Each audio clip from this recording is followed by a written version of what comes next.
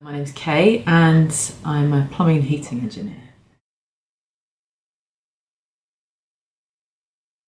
I never really knew what I wanted to do, so I didn't do it straight from school. I went to university, got a degree in psychology and business studies, so nothing completely unrelated to plumbing. Then I still didn't know what I wanted to do, so I got a temping job at a bank, which I did for about 6 years. Realising that working in an office wasn't for me, I decided to have a look at my other options. I always liked doing practical things and being out and about, so I decided I was going to try and do a trade. And plumbing came out on top for various reasons. Well, I always thought that joiners needed to be very good at sawing in straight lines, which I wasn't very good at. And I always felt that was more of a skill, something that perhaps couldn't be learnt so easily. Electricians, I didn't fancy electrocuting myself. So yeah, plumbing came out on top. I spent a while trying to get placements in college places. That was the hardest part, actually, trying to get started. Then I went to Sheffield College and did 2 days a week at college and 3 days with a firm. Did my NVQ in plumbing, followed that on with an NVQ in gas, and once I'd got those qualifications I joined British Gas and I've worked for them ever since, so all in all about 10 years.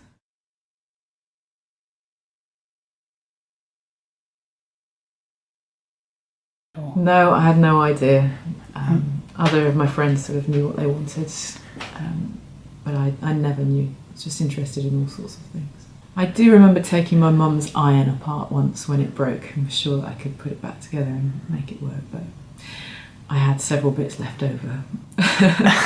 It never worked, but that's the first time I think I ever did anything like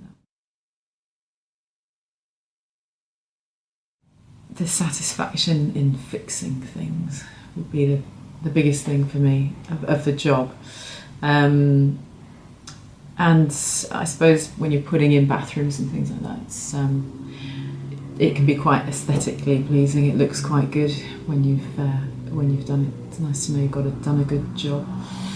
But I prefer mending things, I think. The satisfaction of going into a house where someone's got no heating and no hot water and coming out and leaving them with everything working. Boilers, definitely. Central heating.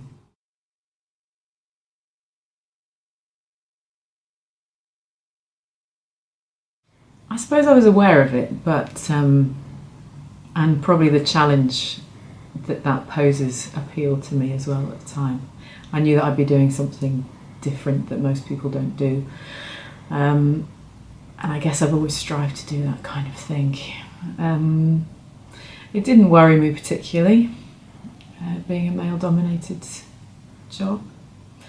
I guess that part of it I put out of my mind, and it hasn't really been much of a barrier.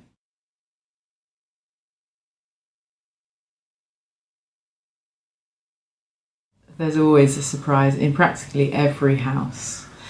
Everybody says something about it. It's usually positive, but it's still so rare, and I'm usually the first woman that most people have seen doing that job when I go through the door.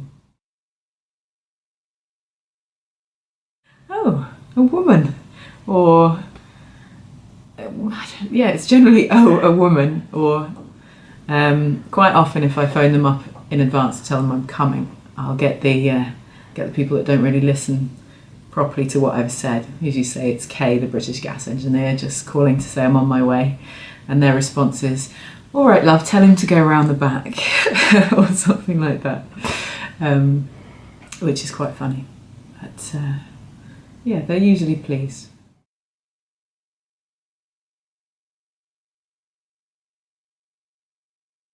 I suppose the main advice would be to really think about what the job involves. in as much as sort of knowing what you're letting yourself in for, because it's not for everybody. It's quite heavy lifting. You're working in sort of dirty, damp places, sometimes outside in the cold. So I wouldn't want that to put anybody off, but it's something to be aware of if that's really not what you feel you'd enjoy doing. Something to bear in mind. But otherwise, I just try and let people know the positives about it, and the fact that you get a very wide-ranging variety of jobs. You're never in the same place twice, or hopefully not very often.